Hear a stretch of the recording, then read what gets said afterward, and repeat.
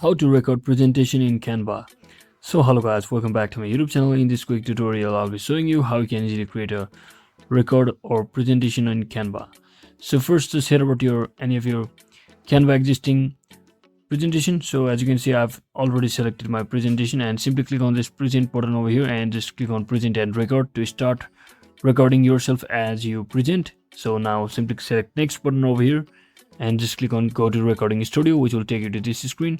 So you just have to allow your camera as well as your microphone if it asks, and for now I'll simply close the camera and simply start recording just like this, and it will give you a timer to make sure everything is ready, and you can simply follow along with it by adding your explanation as well as your video under your slides just like that.